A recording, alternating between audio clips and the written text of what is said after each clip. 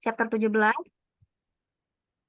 yaitu bagaimana tren tenaga kerja mempengaruhi program penempatan kerja. Chapter 18, bagaimana manajer lini dapat mendorong kinerja organisasi melalui bakat. Dan chapter 19, mengembangkan potensi kepemimpinan melalui umpan balik dan pembinaan 360 derajat. Pertama-tama, izinkan kami untuk memperkenalkan diri kami terlebih dahulu. Di kelompok 4 ada Cindy Oktaviani dengan NPM akhir 104, lalu saya sendiri Dia Audi Pratiwi dengan NPM akhir 107, lalu ada Farin Natasha dengan NPM akhir 110, Nadira Tri Amalia dengan NPM akhir 112, dan Anggra Wahyuni dengan NPM akhir 114. Dengan dosen pengampu, Ibu Dr. Nova Mardiana, SE MSc. Selanjutnya untuk tujuan pembelajaran akan disampaikan oleh rekan saya. Silakan.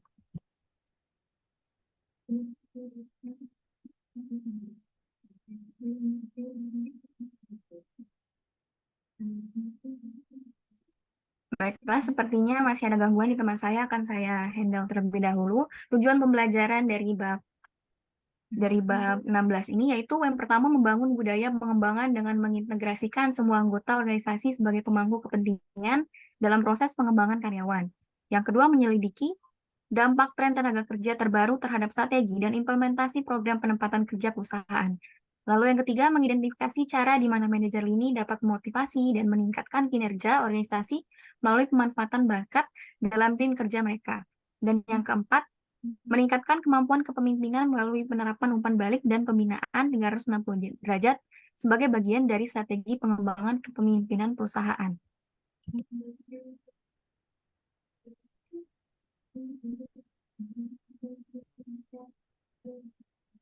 Oke, bab 16. Bab 16 akan disampaikan oleh rekan saya, yaitu Ara. Kepada Ara dipersilahkan. Baik, terima kasih Audia atas kesempatannya. Bab 16 akan disampaikan oleh saya. Di sini ada membangun pembangunan budaya. Pada tingkat organisasi, pemimpin sumber daya manusia berupaya mengidentifikasi dan menyelaraskan dengan visi dan strategi organisasi, mengevaluasi perubahan organisasi dan dampaknya terhadap tenaga kinerja, melacak dan memantau tren yang muncul, dan memahami dampaknya terhadap industri dan karir dalam organisasi. Selain itu, mereka perlu mendidik anggota angkatan kerja untuk mengambil tanggung jawab atas karir mereka sendiri dan bersedia untuk melatih satu sama lain. Dalam hal ini, karyawan menginginkan lebih banyak hal. Yang pertama, lebih banyak peluang karir, kemudian lebih banyak partisipasi dalam pengambilan keputusan, kemudian pekerjaan yang lebih bermakna dan memberikan kontribusi bagi komunitas dan masyarakat, lebih banyak tantangan dan kepuasan kerja, lebih memperhatikan orang dan atau kecocokan pekerjaan, lebih banyak pembelajaran sambil bekerja, jadwal kerja yang lebih fleksibel untuk mendukung keseimbangan kehidupan kerja, lebih banyak keterbukaan dan keterpercayaan, lebih banyak minat untuk meningkatkan kemampuan kerja secara umum. Next slide.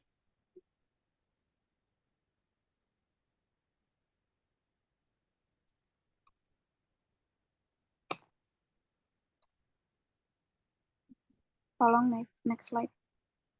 Oke. Kemudian di sini ada ikatan yang mengikat, kaitan pengembangan karir dengan perencanaan sukses. Pengembangan karir idealnya merupakan kemitraan kolaboratif antara individu karyawan, manajer, atau pemimpin dan organisasi. Yang terbaik, hal ini dapat meningkatkan kepuasan kerja, keterlibatan produktivitas, dan upaya kebijaksanaan. Meskipun masing-masing karyawan mempunyai tanggung jawab utama atas karir mereka sendiri, pemimpin harus menjadi pelatih yang suportif, dan organisasi harus menyediakan sumber daya, sistem, dan informasi yang diperlukan.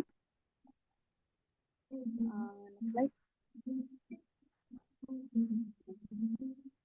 Proses pengembangan karir yang proaktif dan akuntabel jika dipadukan dengan perencanaan suksesi dapat menjawab tantangan-tantangan ini dengan cepat dan tepat sasaran.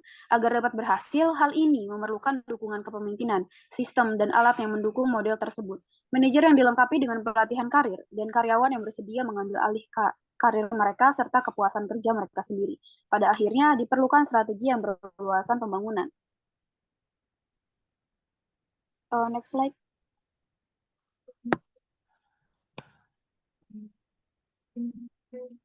Pada organisasi ada beberapa pertanyaan. Yang pertama, bagaimana para pemimpin dan manajer yang bekerja dalam organisasi dapat menjamin bahwa strategi bisnis akan berhasil, tugas sehari-hari diperbarui dan didesain ulang, dan tenaga kerja tetap terlibat. Yang kedua, bagaimana para pemimpin menanggapi perubahan yang terus-menerus terjadi dalam dunia bisnis saat ini? Seperti apa karir di organisasi pada saat ini? Apakah sistem dan proses mendukung pengembangan karir dan perencanaan suksesi untuk generasi berikutnya? Bagaimana hasil dapat diukur dan apakah proses pengembangan karir organisasi mendukung hasil tersebut? Yang terakhir, bagaimana fondasi dapat dibangun agar karyawan dapat bertumbuh di bidang-bidang yang terpenting dalam seluruh rangkaian kehidupan organisasi dan karyawan. Next slide.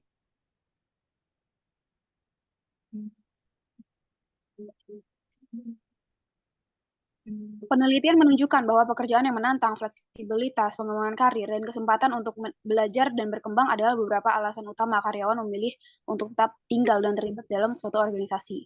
Hal ini tidak terjadi secara kebetulan, sikap dan ekspektasi pekerja telah berubah. Organisasi harus berpikir melampaui model karir tradisional dan memperluas pemikiran mereka ke strategi pengembangan dan pertumbuhan karir secara keseluruhan, yang berfokus pada 3 kelompok penting, yaitu organisasi, manajer, dan karyawan. Kemudian selidiki apa yang terjadi di organisasi, manajer, dan karyawan tersebut agar bisa menemukan kebenaran tentang budaya pengembangan tersebut. Nah, kemudian untuk model baru untuk pengembangan karir terdapat manajer. Asumsikan diri kita adalah seorang manajer. Kemudian ada beberapa pertanyaan yang harus kita jawab tentang keberlangsungan organisasi tersebut. Yang pertama, apakah peran kita sebagai penasihat karir bagi karyawan? Kemudian, seberapa sering kita berbicara dengan karyawan tentang tujuan karir mereka dan apa yang paling penting bagi mereka? Kemudian, apakah kita memberikan umpan balik yang jujur dan sering kepada karyawan tentang apa yang perlu mereka lakukan untuk mengembangkan karir mereka? Kemudian, apakah kita menghubungkan karyawan dengan sumber daya dan informasi yang mereka perlukan untuk mendukung tujuan karir mereka? Apakah kita menganggap serius rencana pertumbuhan karir? Berapa banyak waktu yang kita curahkan untuk membuat perencanaan tersebut? Kemudian, apakah kita memberikan informasi kepada karyawan tentang masa depan organisasi dan mencari peluang bagi karyawan? Apakah kita tetap fokus pada masa kini dan masa depan dalam permasalahan di atas, baik untuk karir kita maupun karir bawahan langsung? Kemudian yang terakhir, apa yang kita baca dan diskusikan dengan rekan kerja untuk memastikan hal di atas? Next slide. Nah, kemudian pada pekerja ada 5 bidang penting yang memerlukan eksplorasi oleh individu. Yang pertama adalah gairah atau passion. Nah, dalam hal ini, bagaimana kita sebagai manajer menggambarkan nilai, keterampilan, dan minat kita saat ini dalam pekerjaan. Bagaimana cara menggunakan secara teratur di tempat kerja, bagaimana kita memastikan bahwa kita akan belajar, tumbuh, dan berkembang dalam pekerjaan. Kemudian ada reputasi, yang mana dalam hal ini apa pesan utama mengenai kekuatan dan kelemahan kita, bagaimana kita memastikan bahwa kita akan terus mendapatkan masukan kinerja secara berkelanjutan. Kemudian ada perubahan atau mengubah. Nah, di sini itu tren apa yang berdampak pada organisasi kita dan bagaimana kita dapat memanfaatkan untuk memberikan manfaat bagi karir kita sendiri. Bagaimana kita bisa bertanggung jawab untuk terus mengeksplorasi perubahan ini, secara khusus apa yang kita sedia lakukan untuk organisasi. Kemudian di sini ada pilihan. Nah, jika kita dapat melakukan pekerjaan apapun dalam organisasi, apa yang ingin kita lakukan dan mengapa kita ingin melakukan itu? Bagaimana kita bisa menjelajahi berbagai jalur pertumbuhan dan apakah kita memandang perubahan sebagai peluang? Dan yang terakhir ada tindakan. Dalam hal ini, apa yang ingin kita lakukan dalam 1 atau 2 tahun ke depan, dan apa rencana kita untuk mencapainya. Jadi ibaratnya kita harus ada visi misi, meskipun kita bekerja gitu ya. Tindakan apa yang akan kita lakukan untuk memastikan bahwa kita menempatkan diri kita pada posisi untuk mewujudkan impian ini menjadi kenyataan, dengan siapa kita dapat membicarakan masalah ini dan menyusun rencana pribadi yang efektif. Next slide. Kemudian Di sini, pengembangan karir idealnya merupakan kemitraan kolaboratif antara individu, karyawan, manajer, pemimpin, dan organisasi. Yang terbaik, hal ini dapat meningkatkan kepuasan kerja, keterlibatan, produktivitas, dan upaya kebijaksanaan. Meskipun masing-masing karyawan mempunyai tanggung jawab utama atas karir mereka sendiri, pemimpin harus menjadi pelatih yang suportif dan organisasi harus menyediakan sumber daya, sistem, dan informasi yang diperlukan. Next slide.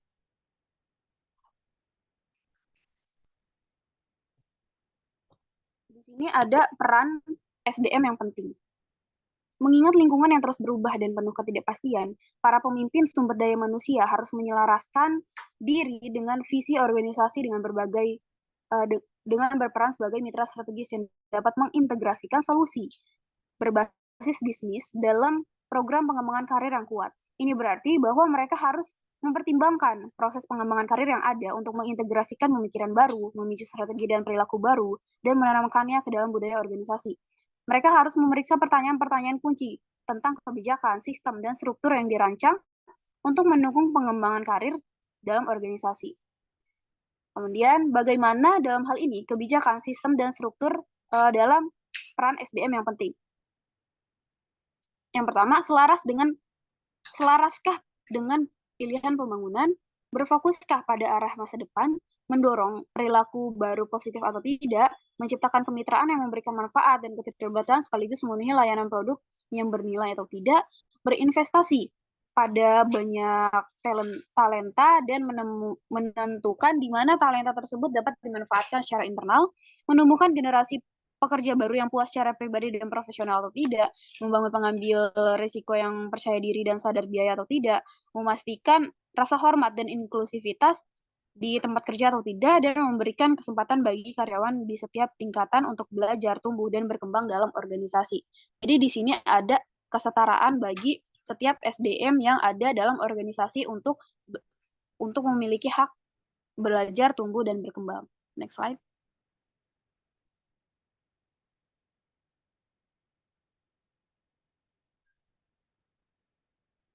Next slide, Audi. Oke, di sini ada lingkungan peluang. Peluang bagi karyawan untuk belajar, tumbuh, dan berkembang dalam pekerjaan apapun adalah kunci menuju pengalaman kerja yang sukses. Selama bertahun-tahun, peluang diartikan sebagai promosi. Kini, peluang dapat terwujud dalam berbagai cara. Setiap orang dapat memulai dengan mempertimbangkan pengayaan dalam pekerjaan saat ini. Peluang ini mungkin sulit dipahami oleh mata yang tidak terlatih.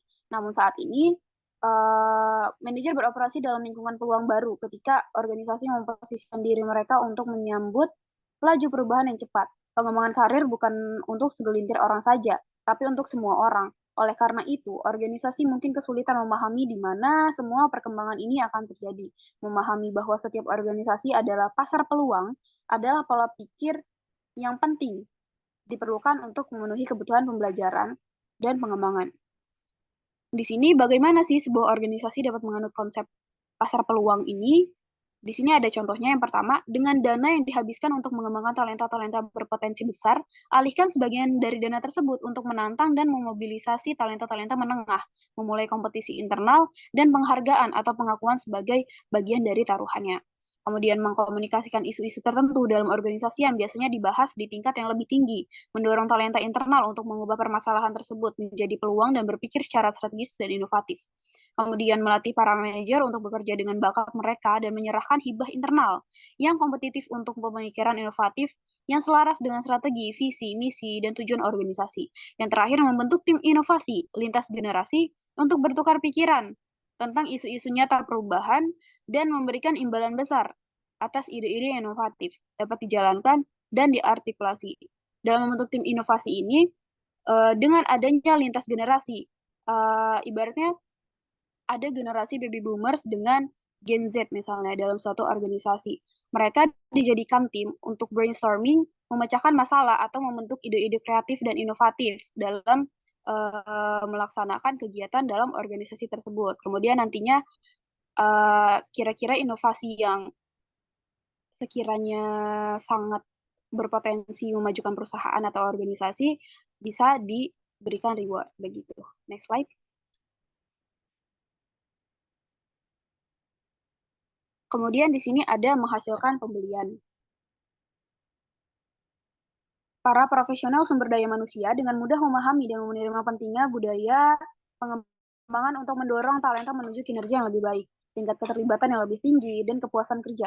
Pada saat kepemimpinan senior dan manajer fokus pada keuntungan atau berbuat lebih banyak dengan sumber daya yang lebih sedikit, menempatkan prioritas pada pengembangan karir karyawannya seringkali diabaikan, menciptakan kasus bisnis yang kuat, mengembangkan strategi pemasaran dan komunikasi, dan memberi branding pada upaya pengembangan karir sejak dini akan meningkatkan kemungkinan dukungan kepemimpinan dan dukungan berkelanjutan.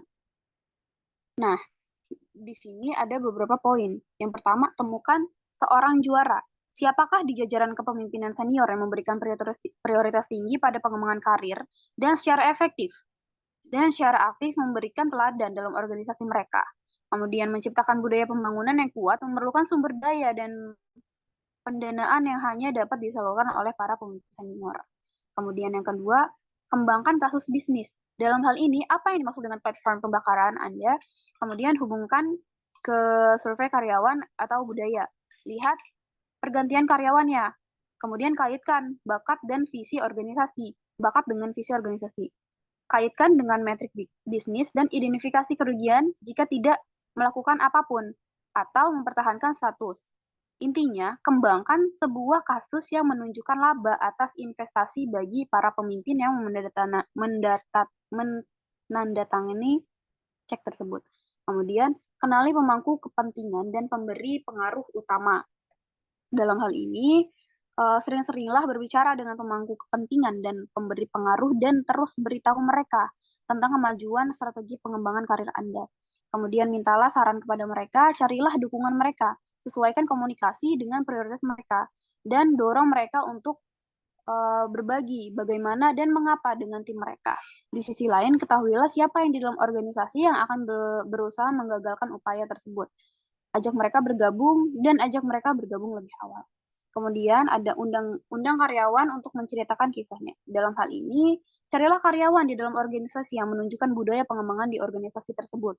Tunjukkan melalui video, poster, email, internet, dan berikan penghargaan kepada karyawan yang nyata kinerjanya yang telah memberdayakan karir mereka untuk mencapai kesuksesan. Kemudian tetap sederhana. Di sini maksudnya manajer dan karyawan yang sibuk memerlukan rencana pertumbuhan karir yang dapat diintegrasikan ke dalam sistem dan proses yang ada dengan dampak minimal terhadap waktu, sumber daya yang paling berharga. Waktu adalah sumber daya yang paling berharga. Dalam hal ini, berikan pelatihan untuk membantu menguasai cara dan mempertahankan pembelajaran melalui pembinaan, tindakan karir, sumber daya pengembangan karir, pengiriman pesan, dan komunikasi. Pertahankan momentum dan berkomitmenlah pada rencana jangka panjang. Next slide. Nah, yang terakhir dari saya di sini ada kenormalan baru. Ada kenormalan baru yang dituntut dalam program dan praktik pengembangan karir. Hal ini diperlukan bersamaan dengan reorganisasi, perampingan, pembatasan anggaran, dan pemerataan tingkat kepemimpinan. Kondisi normal baru menunjukkan bahwa pembangunan harus terjadi di sini, saat ini, dan dimanapun kita berada. Saatnya untuk memikirkan masa lalu tentang pengembangan karir dalam lingkungan bisnis di mana karyawan dan pemimpin bekerja lebih cepat dan rapi. Pengembangan karir harus fleksibel dan mandiri oleh karyawan dimanapun mereka berada atau apapun yang mereka lakukan. Sikap baru mengenai pengembangan karir tersebut menempatkan tanggung jawab sepenuhnya pada karyawan. Bahkan mungkin berarti bahwa rencana suksesi untuk beberapa karyawan digantikan dengan rencana pertumbuhan karir yang dibangun berdasarkan kekuatan seluruh karyawan. Hal ini akan mendorong keyakinan bahwa semua karyawan harus belajar dan berkembang, bukan hanya mereka yang berada dalam daftar karyawan berpotensi besar. Peluang untuk melakukan hal ini akan selalu ada jika dan hanya jika organisasi benar-benar dapat mendukung filosofi ke atas bukan lagi satu-satunya jalan.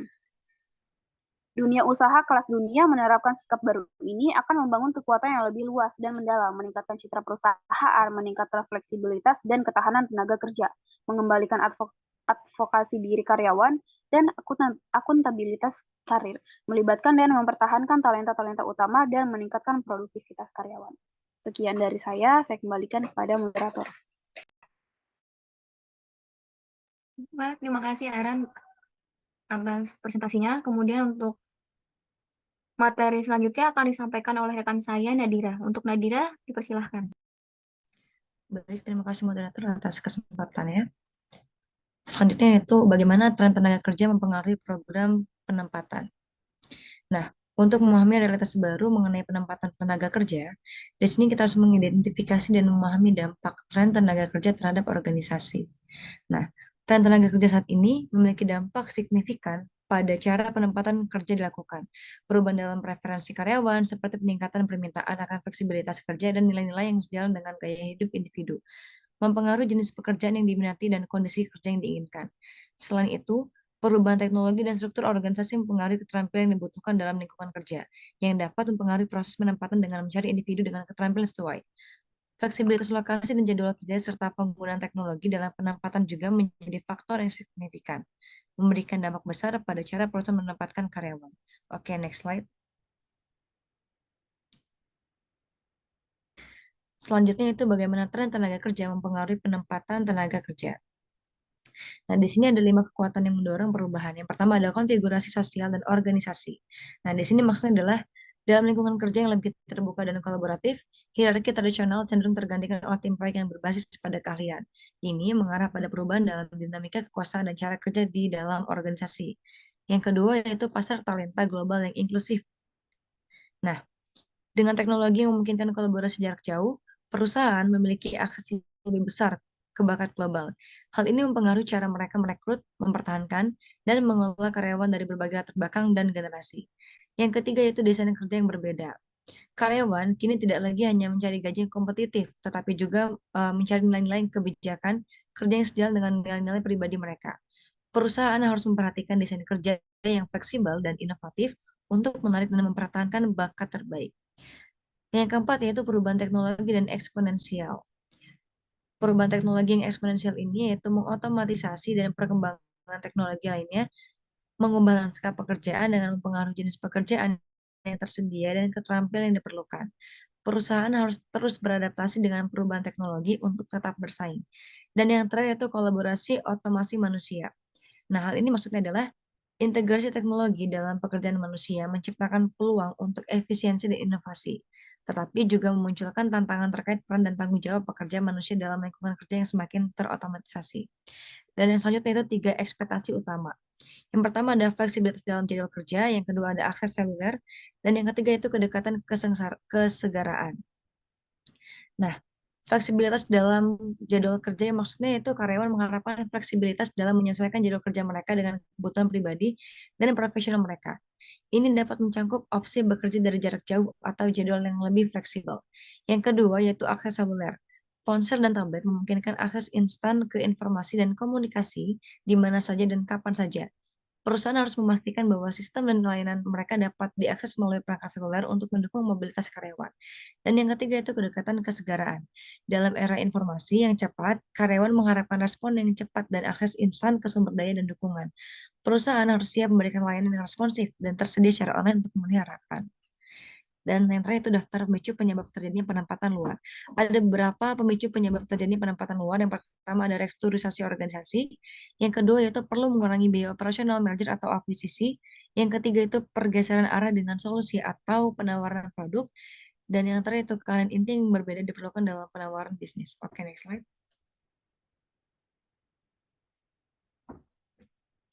Dan yang terakhir itu investasi penempatan memberikan pengembalian yang solid. Beberapa cara untuk melihat bagaimana penempatan berkontribusi terhadap keberhasilan organisasi mengikuti. Yang pertama, pengakuan atas tanggung jawab sosial. Yang kedua, itu meningkatkan reputasi organisasi di kalangan karyawan yang tersisa sebagai pemberi kerja yang peduli, sekaligus meningkatkan rasa keadilan dengan mencangkup seluruh tingkatan karyawan. Yang ketiga, meningkatkan semangat kerja karyawan dan citra organisasi tanpa menimbulkan biaya tambahan atau jumlah karyawan SDM. Dan yang terakhir itu menambah biaya rendah atau layanan bernilai tinggi terhadap penawaran tunjangan karyawan dan meminimalkan pergantian karyawan. Nah, selanjutnya itu media sosial menjadi bagian dari konteks outplacement.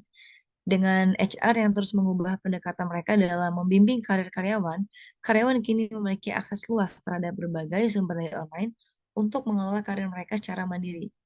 Situs-situs seperti LinkedIn dengan Muse, Glassdoor, dan Landit menyediakan nasihat praktis, mulai dari pengembangan keterampilan wawancara hingga peningkatan keterampilan profesional. Terlebih lagi, tren perubahan pekerjaan yang cepat mendorong lebih banyak karyawan untuk mempersiapkan diri menghadapi perubahan, sebagaimana diindikasikan oleh laporan Gallup tentang keinginan milenial. Oke, materi selanjutnya disampaikan oleh pemateri ketiga. Saya kembalikan ke moderator. Baiklah, terima kasih Nadira atas presentasinya. Untuk materi selanjutnya itu chapter 18 akan saya presentasikan. Chapter 18 yaitu pembangunan budaya. Bagaimana manajer ini dapat membina kinerja organisasi melalui peningkatan Saya talenta. rasa cukup pesannya nanti videonya dibuat aja nanti saya ini kan minggu depan saya nilai gitu ya untuk Baik, Bu. kelompok ini hanya saja kalian tidak bisa memperoleh hasil yang maksimal karena keterlambatan yang sudah terjadi ya. Baik, Bu. Terima kasih dan mohon maaf ya, Bu.